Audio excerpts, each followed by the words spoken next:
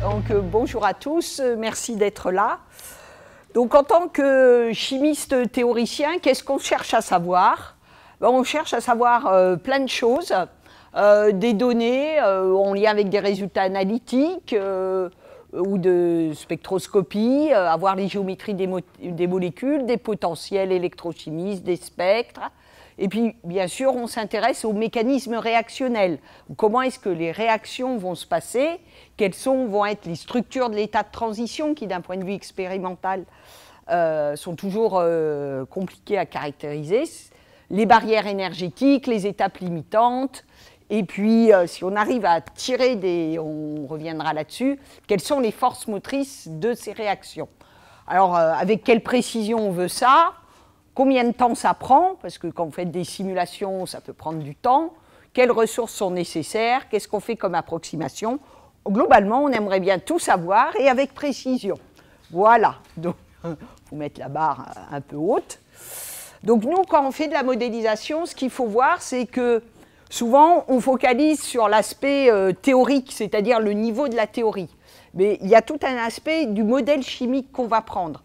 Donc, qu'est-ce qu'on va prendre de la réaction de la molécule?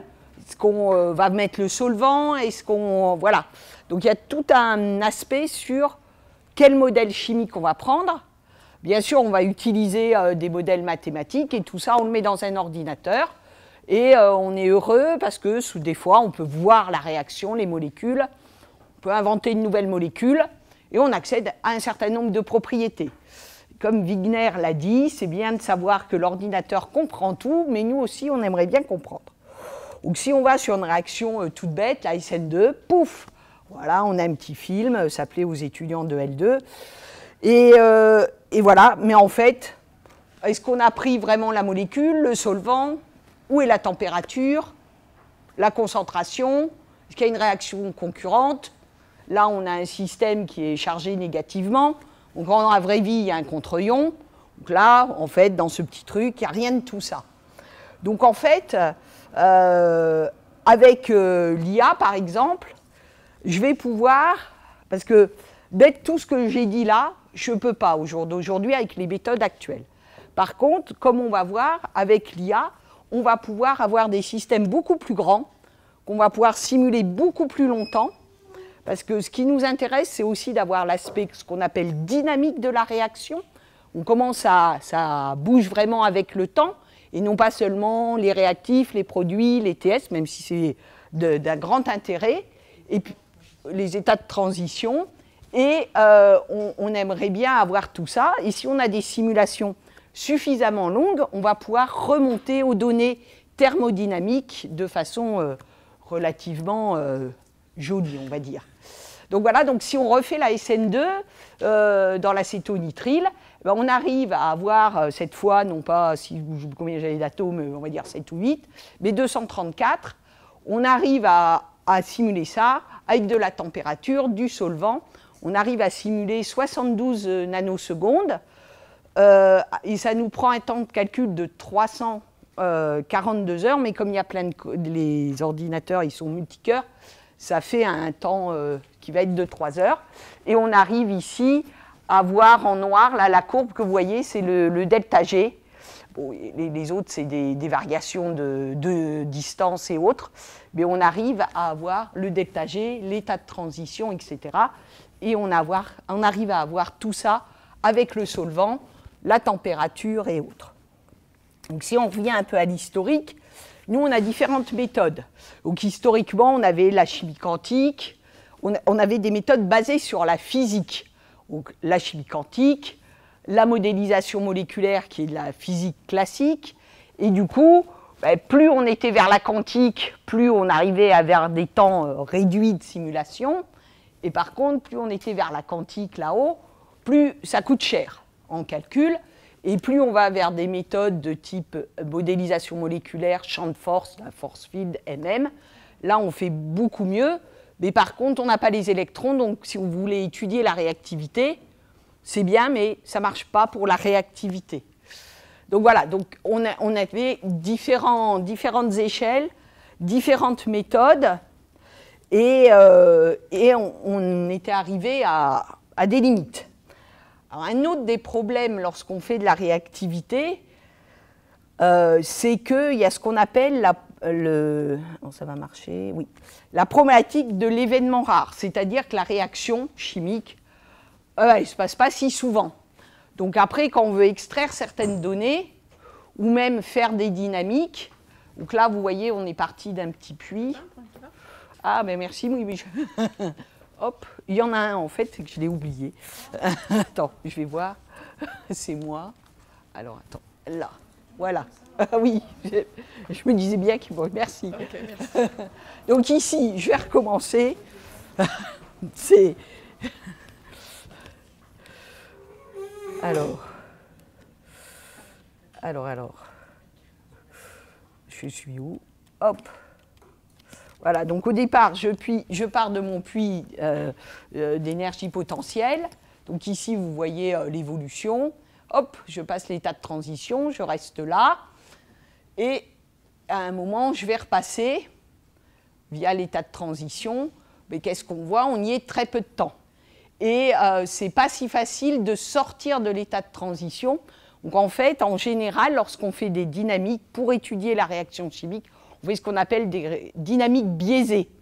Bon, c'est-à-dire qu'on triche un peu, mais on triche tout à fait légalement, mais du coup, on les biaise. Donc il y a différentes méthodes, l'umbrella sampling, la métadynamique, il y a plein de méthodes pour forcer la réaction à se faire. Voilà, donc ça, c'est aussi une problématique qu'on a quand on veut étudier la réactivité chimique. Donc en fait, on a tout ça, et tout ça, c'est basé globalement sur un historique basé sur la physique, physique quantique, physique classique, etc. Et du coup, enfin, il y a une certaine continuité dans toutes ces méthodes, et ce qu'on va voir, c'est que l'IA va casser cette continuité. Alors pas totalement, hein, mais du coup, on va changer de façon de voir pour décrire nos réactions. Alors vous savez qu'il y a eu beaucoup d'avancées en IA. Alors la plus connue est sans doute AlphaFold, qui a eu le prix Nobel l'automne dernier, et en se basant sur les bases de données PDB de toutes les protéines, on a pu faire apprendre. Et ce qui est notable aussi, c'est que la base de données PDB, c'est, alors je ne sais pas à quel pourcentage exactement, c'est 95, 98 ou 100%, on va dire de recherche académique, financée en grande partie par nos différents États.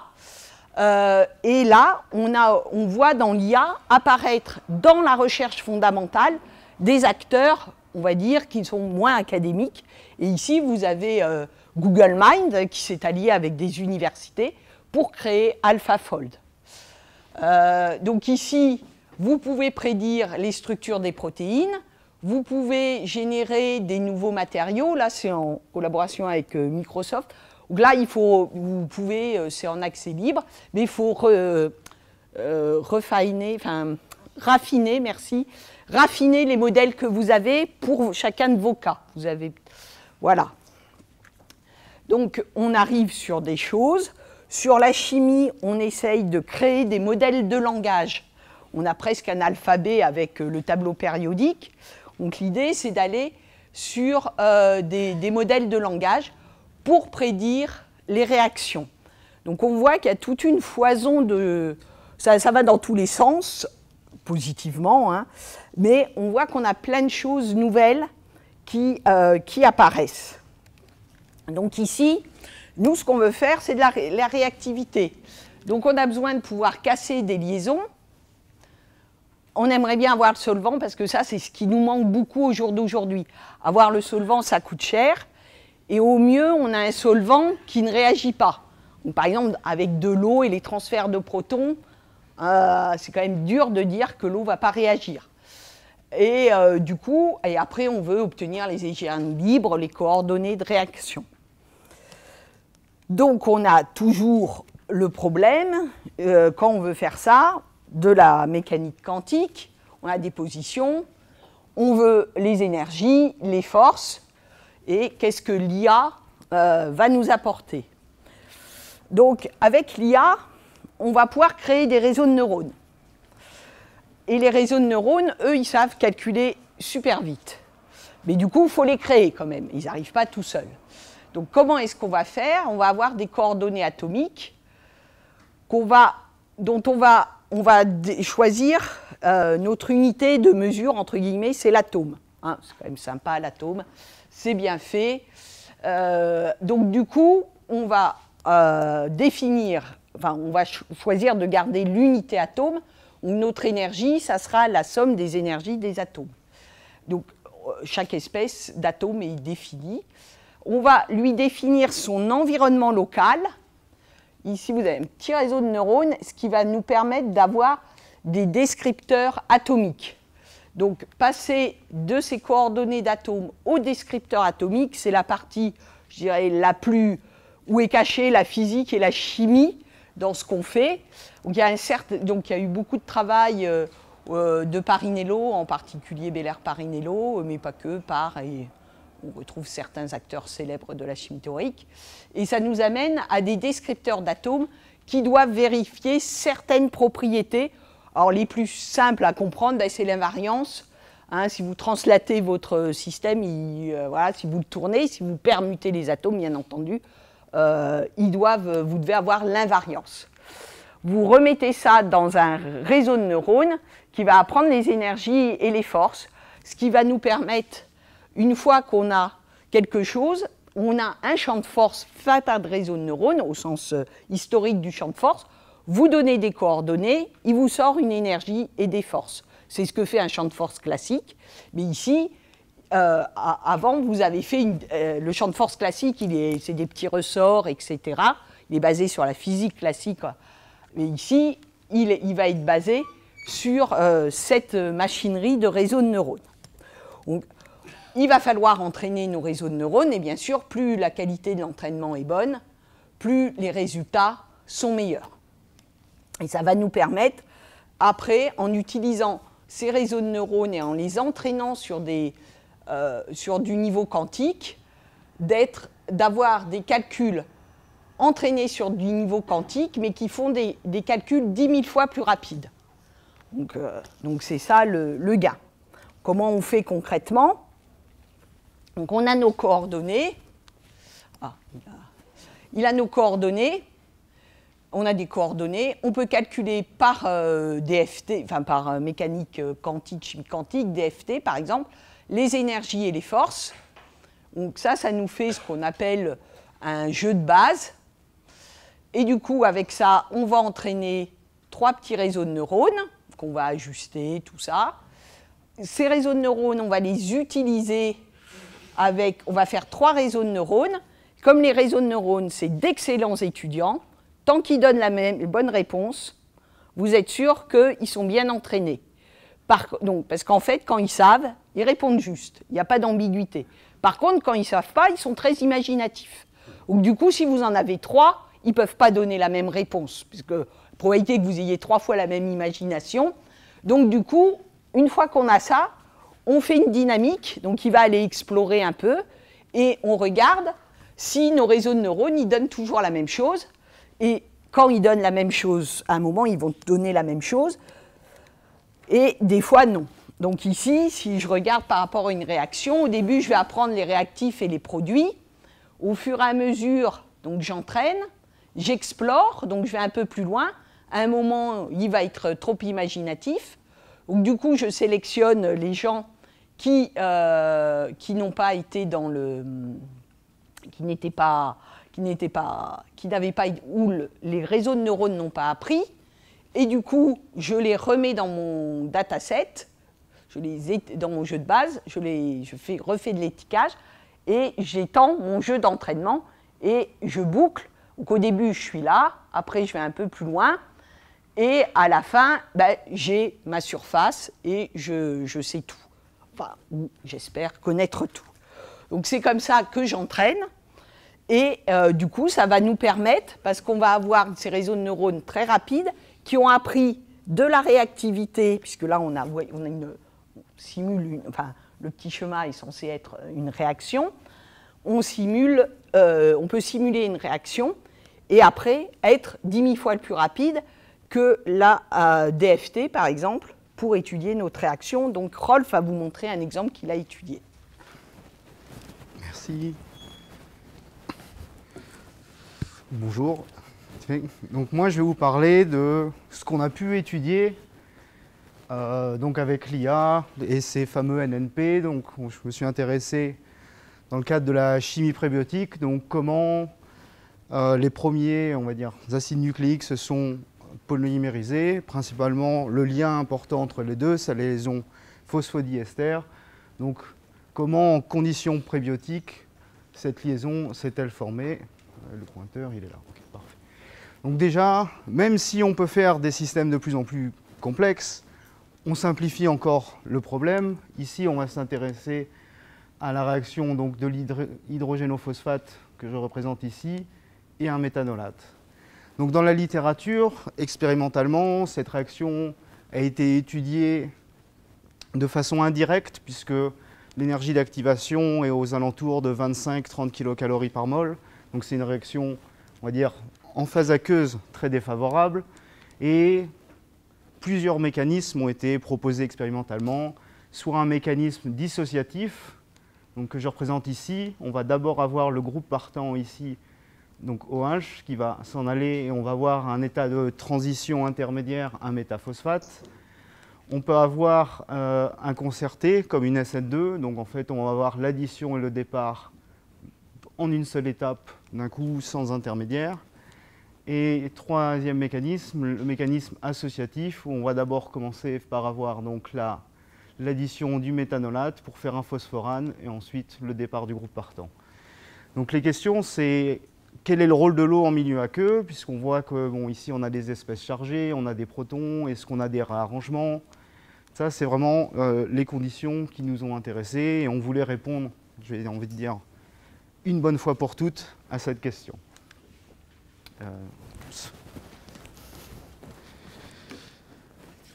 Donc notre système, il était environ composé de 1000 atomes pour faire représenter, donc, alors malheureusement je n'ai pas d'image, mais on a vraiment ces espèces-là. Donc ici c'est un méthanol et un dihydrogénophosphate avec une grande quantité.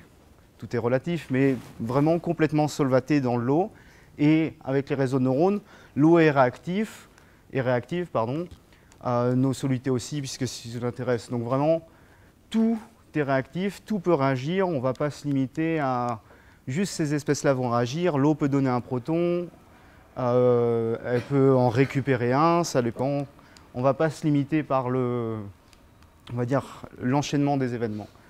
Et ça, comme Anne l'a dit, pour avoir de la réactivité, il va falloir biaiser la réaction, mais grâce au réseau de neurones, on va utiliser une ancienne technique qui est, je ne vais pas en parler, mais que le transition path sampling. Principalement, en fait, on va lancer un nombre, ici 100 000 trajectoires, et on va voir lesquelles réagissent ou non, et on ne va pas du tout biaiser la réaction.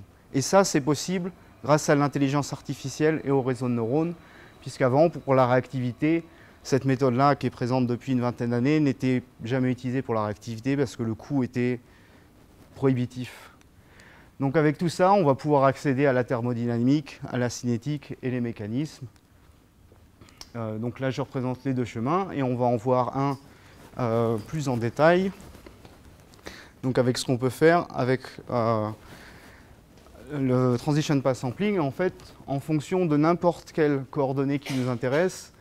Ici, ça va être la différence de distance entre le phosphore et l'oxygène du groupe partant, qui est celui-ci, phosphore-oxygène, et la distance entre le phosphore et l'oxygène du nucléophile, donc le phosphore et le nucléophile, qui est le méthanol ici.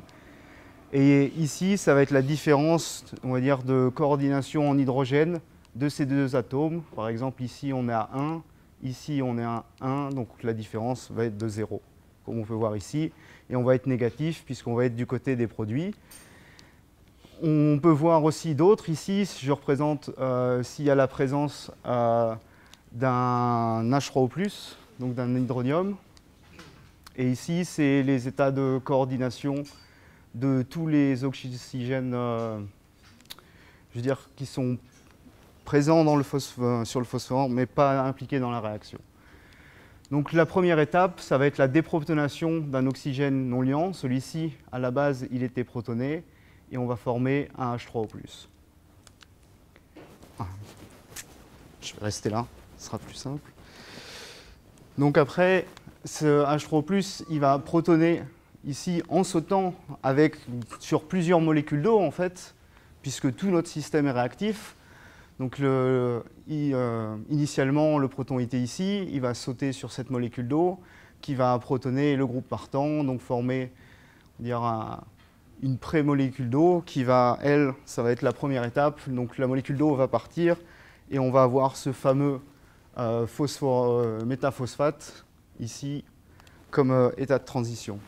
Donc on le représente ici pour suivre toutes les espèces. Et ici, par exemple, on a perdu le proton qui était là dans l'eau. Il est revenu pour former une molécule d'eau. Donc sur cette variable-là, on redescend à 0. Ensuite, on va avoir le méthanol qui va attaquer, mais il va toujours être protoné. Donc on peut voir ici, on n'a pas de changement de protonation, on est toujours, mais cette fois, on est dans les positifs, donc on est plutôt du côté sur les atomes lourds, du côté des produits. Et ensuite, sa déprotonation via une molécule d'eau, donc là on va reformer un H3O+. Et là, vous pouvez à peu près deviner l'enchaînement. Hop, mon proton il va sauter là, qui va sauter ici et ici, pour à la fin nous donner notre produit. Donc on aura formé, on va dire, une liaison phosphoester. Donc si on reprend tout le mécanisme complet, donc dans ça c'est dans le cadre du mécanisme dissociatif, on va avoir un équilibre acide-base. Après notre étape limitante qui est la protonation du groupe partant, donc ici, son départ, le métaphosphate qui est l'état de transition, l'attaque du nucléophile, sa déprotonation, et ensuite encore un équilibre acide-base pour revenir au produit.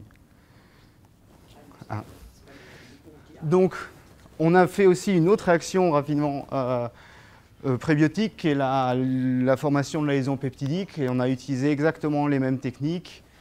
On a entraîné un réseau de neurones pour explorer toutes les réactivités, tous les chemins possibles de réaction. Et là, on en avait deux qu'on voit clairement. Donc ici, c'est la densité, on va dire, des chemins dans nos 100 000 trajectoires en fonction de 3 différentes variables. Et on a clairement, ce qu'il faut voir, c'est qu'on a clairement deux chemins bien séparés. Donc on va passer soit par une première étape qui va être la déprotonation, enfin la première étape va toujours être formation 18 ions, donc l'attaque du nucléophile. Et ensuite, on va avoir soit une déprotonation, soit un départ du groupe partant. Et bien sûr, après, on peut retrouver en fonction d'une coordonnée de réaction, donc qui est une combinaison de ces trois variables, en fait, qu'on a recombiné en une pour que ça soit plus simple à suivre pour nous. Représenter une surface comme ça en 2D, c'est toujours plus simple que de faire en 3 ou 4D.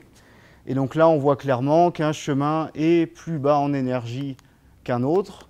Dans le cas pour les delta G de réaction, puisque c'est exactement les mêmes réactifs et produits, on retrouve exactement les mêmes valeurs, peu importe le chemin. Donc au moins, la chimie et la physique, on n'a rien changé. Mais sur l'état de transition, là, on a clairement une différence. Donc on va avoir un chemin qui va être favorisé. Et ça a été aussi...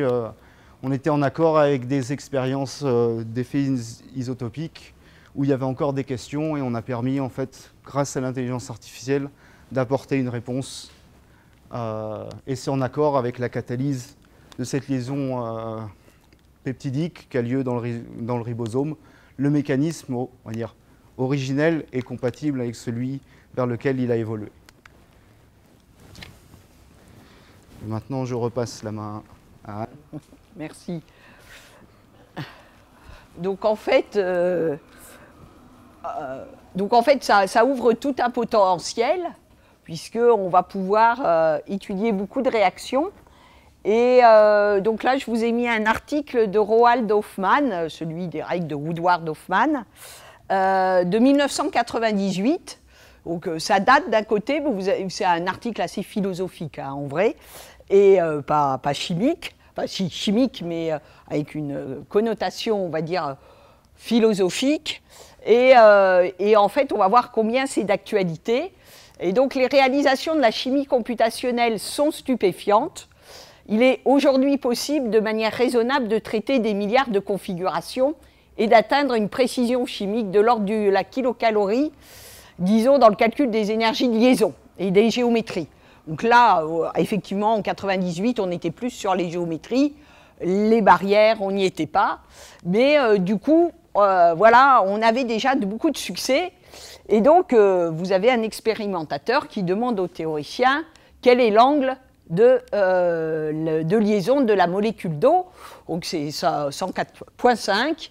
Donc, les théoriciens n'a peut-être pas besoin de faire le calcul. S'il a fait beaucoup de calculs sur l'eau dans sa vie, il va connaître la réponse.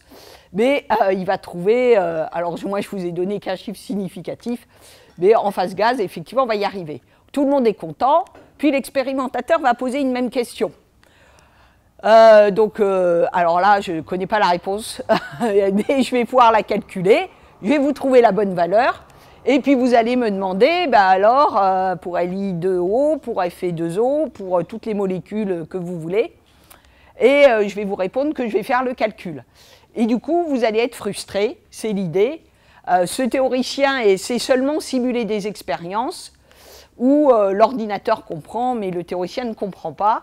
Et donc, c'est ce que disait Eugène Wigner sur le fait qu'en tant que chimiste théoricien, on a besoin de calculer avec précision plein de choses pour comprendre la chimie, mais d'écrire n'est pas comprendre. Et donc là, c'est la suite. Et donc, effectivement, dans cet article, il dit... supposons que vous ayez ce programme parfait, alors est-ce qu'on y est ou pas voilà, en tout cas on s'en rapproche. Il a nécessité un effort incroyable, effectivement. La ref est là. Un effort incroyable pour écrire le code ou pour faire tout ce qu'il y a derrière. Maintenant, on peut peut-être tout résoudre. Pour n'importe quelle molécule, le code vous donnera la géométrie correcte. Là, on voit le temps. On était très géométrie à l'époque. La polarisabilité, le spectre. Voilà. Mais c'est complexe. Effectivement, c'est complexe. C'est complexe parce que la nature est complexe. Et c'est Roald qui dit « Nos esprits sont simples, pas la nature ». Et que face à cette complexité, il est normal qu'en tant que théoricien, on ait du mal des fois à extrapoler et à trouver les forces motrices de nos réactions. Et que quand on fait ça pour dialoguer avec des expérimentateurs, il va falloir, parce que le réseau de neurones et tout, lui expliquer que oui, on a une fonction de l'os qui est ceci, cela. Mais comment est-ce qu'on traduit tout ce qu'on a fait en termes chimiques éventuellement simples, de polarisabilité, vous avez le soft, les mous, en français, mou et dur, les acides durs et mous, c'est plus ou moins, c'est un meilleur groupe partant, etc. C'est basé l'électronégativité et tout. Mais une fois que vous avez un système énorme avec tout le solvant et tout, comment vous extrayez tout ça? Et donc il nous dit, Roald Hoffmann dit, essayez s'il vous plaît, faites le saut existentiel, prenez le risque de fournir une explication, faites des expériences numériques. Ça, c'est un truc que j'aime bien. C'est généralement, les expérimentateurs, ils ont un système et en fait, vous le modifiez, vous voyez si ça marche toujours. Et ça, c'est une fois que vous avez... Donc, on peut faire nous, on peut aussi faire des expériences numériques en changeant et ça ouvre un peu la...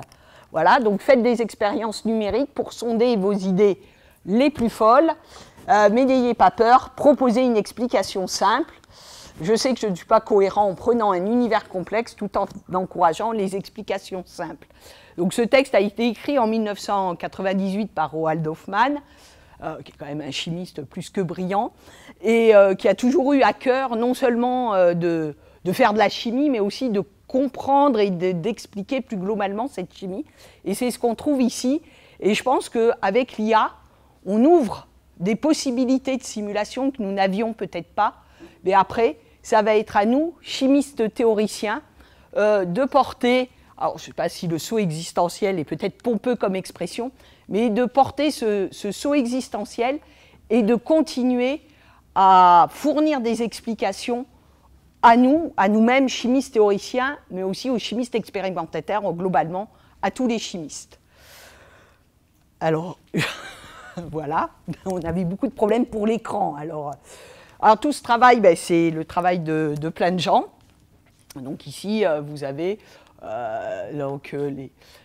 en collaboration en particulier avec l'ENS, le DCM, LSU, même si on n'a pas montré les résultats là-dessus, et tout l'environnement grenoblois qui nous finance, que ce soit les machines.